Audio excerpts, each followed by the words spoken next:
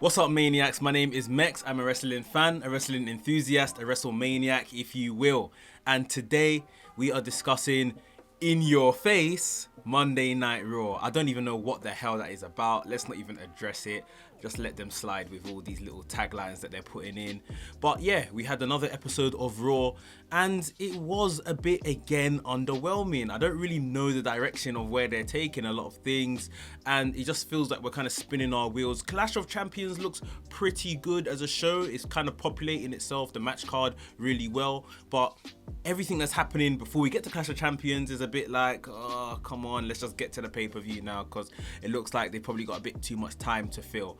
But we're going to get into everything here, so make sure you stay tuned. Right here at WrestleManiac UK, I discuss everything that is WWE and AEW. So if this sounds like the place for you, make sure you hit the subscribe button and make sure you click the notification bell so you get notified every time I drop a new video. Ladies and gentlemen, without further ado, let's get into the review. So the show really started off with some high stakes. Drew McIntyre came out to almost mock Randy Orton, very similar to what Randy Orton done last week, saying, you know, you might as well just give up the championship shot, you might not be able to make it. And Drew McIntyre has actually challenged Randy Orton, if he can make it to Clash of Champions, to an ambulance match, seeing as they've both been carried off in ambulances in recent weeks. However, Drew McIntyre was interrupted by his good old friend Keith Lee, who he was going to have a match with on the night, and it was known then that if Keith Lee was to beat Drew McIntyre in this match on tonight's Monday Night Raw, Keith Lee would be Drew McIntyre's contender for the WWE Championship if Randy Orton couldn't make it to Clash of Champions. So all of a sudden that Keith Lee Drew McIntyre match had a lot more meaning, a lot more essence, something to kind of go for.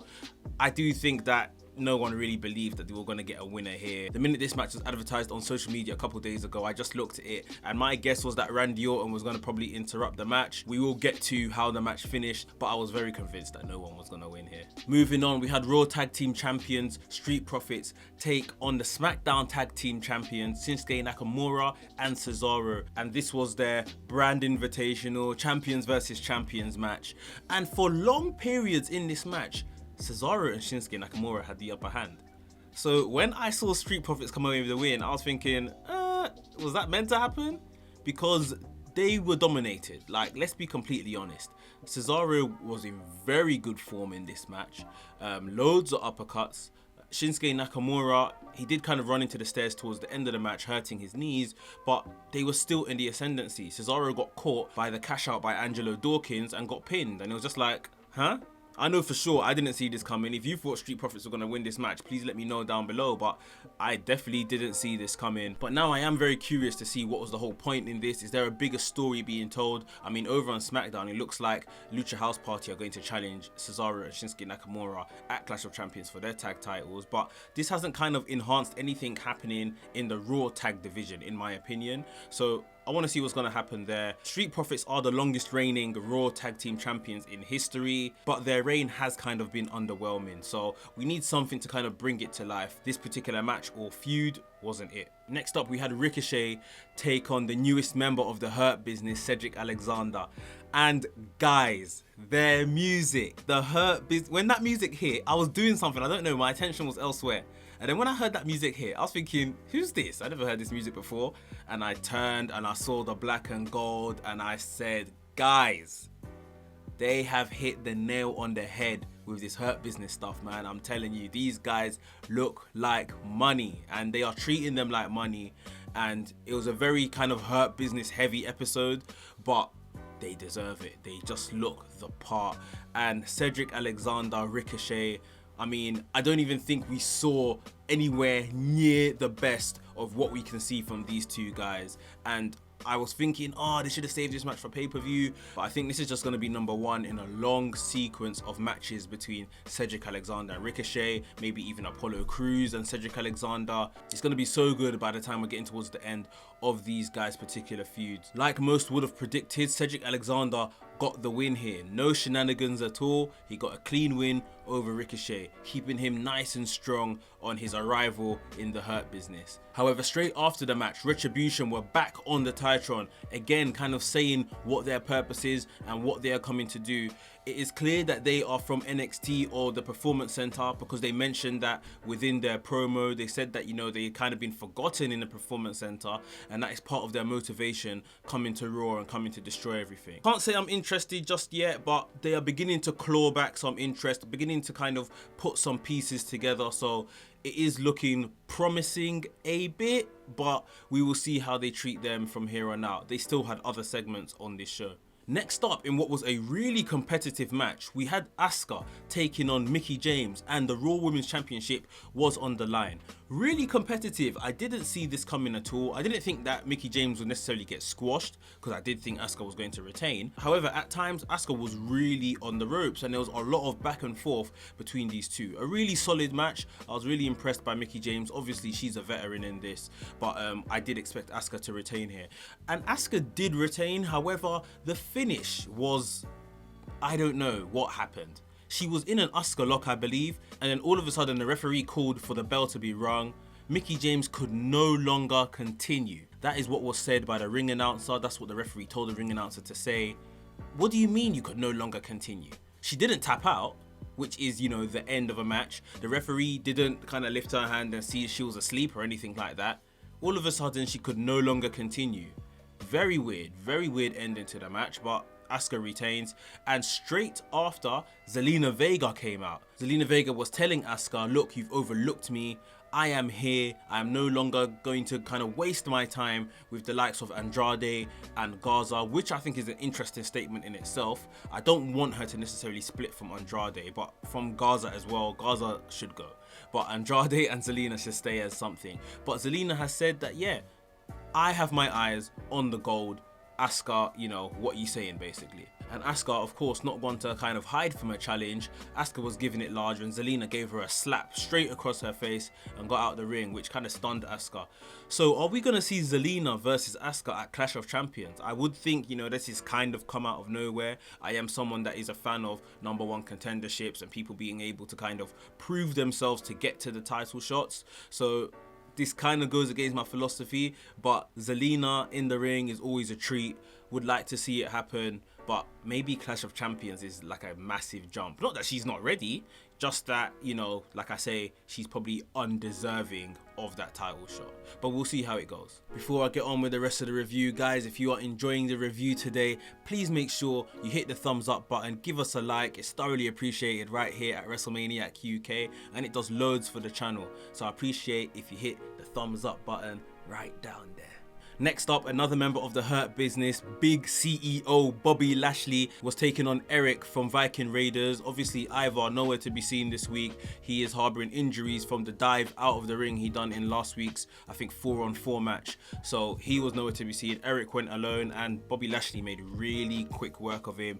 He put him in the full Nelson lock, which I believe they're now calling the Hurt Lock. So Bobby Lashley got the win here, Eric tapping out, and again, Hurt Business looking really strong. Next up, we had Seth Rollins versus Dominic Mysterio in a steel cage match. And obviously we knew we were going to get a steel cage match going into Raw. I kept looking at the top of the Thunderdome thinking, where is this cage? Because, you know, they usually just lower it. But obviously maybe because of the setup of the Thunderdome, they had to build it before the match. And this caused the biggest wait for this match ever. Like, they were showing video package after video package, just spinning their wheels, giving us promos just so they can put together this cage. So I didn't think that was great TV with all the waiting we done, especially because they kind of told us this was next, showed us them putting it together, and then took another 10 minutes to put it together. But yeah, I guess obviously the venue calls for something like that. It can't just be lowered down. So yeah. So yet another big match for Dominic Mysterio, and again, you know, the guy is very impressive, man. He's holding his own. This is Seth Rollins, one of the best in the industry, going one-on-one again with a rookie. Let's be honest, he's a rookie. Yes, Rey Mysterio is his father, but he's a rookie. The whole Mysterio family was at ringside.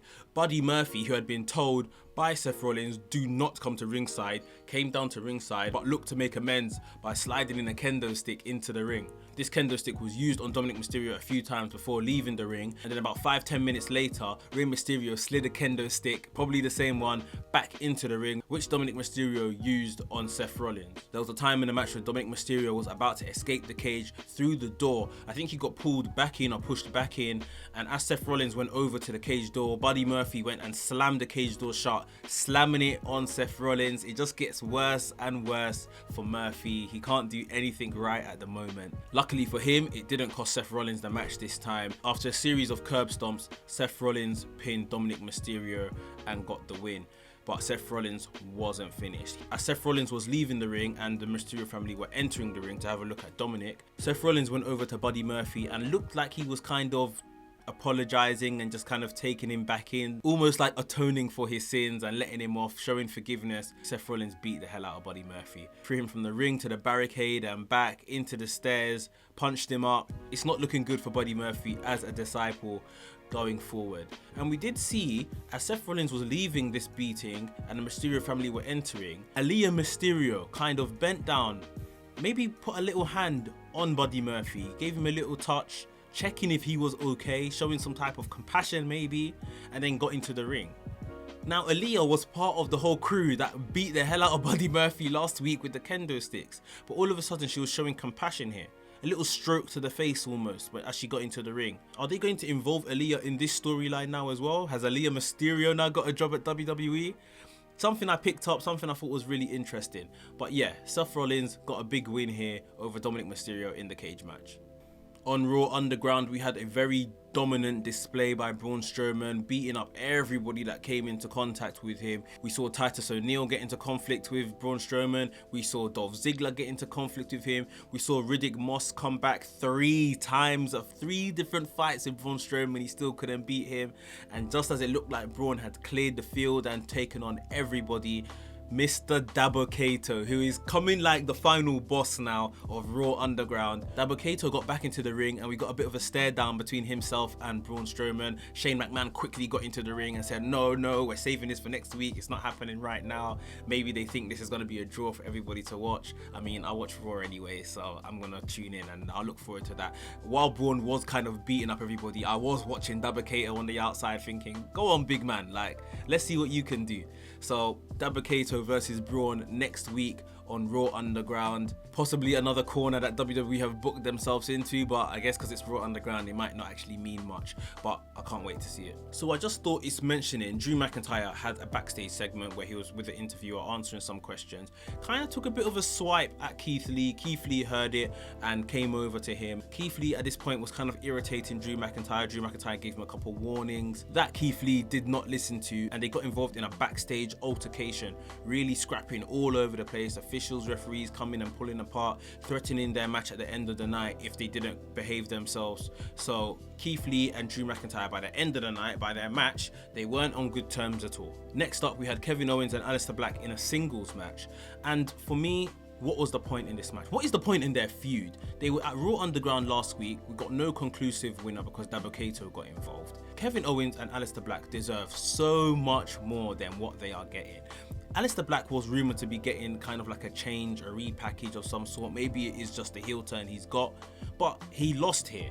He lost off a distraction of, I think it was Retribution, lights flashed, this, that and the other, and he got stunned and Aleister Black lost. Like, I just don't understand the point in this feud, and both men are just not being given enough here. These are 2 big stars that they can talk, they can wrestle well. Like, why are we not using these guys to their full potential? We're just kind of putting them against each other in a meaningless feud that no one really cares about. You haven't given us a reason to care about it.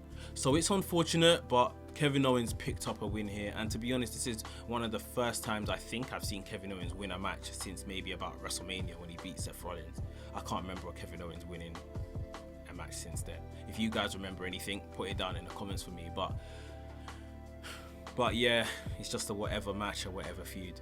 We had the #1 contenders to the Women's Tag Team Championships, the Riot Squad, take on Lana and Natalya. This was a super quick match. Shayna Baszler and Nia Jax, the Tag Team Champions, were on commentary, but like I say, super quick match. So quick, I don't even know what the finish was. I'm not even gonna lie to you. Went past me, I totally missed it. All I know is that Lana was pinned. The Riot Squad got out of the ring and Shayna Baszler and Nia Jax came and got into the ring, basically telling the Riot Squad, okay, you think that's impressive? Okay, watch this. After holding down Lana for an elongated period of time, Shayna Baszler threw Lana out of the ring into Nia Jax's path. Nia Jax had cleared the announcer's table and Nia Jax Samoan dropped Lana through the table. I've never seen Lana take a spot like this, so pretty impressive from her and Nia Jax.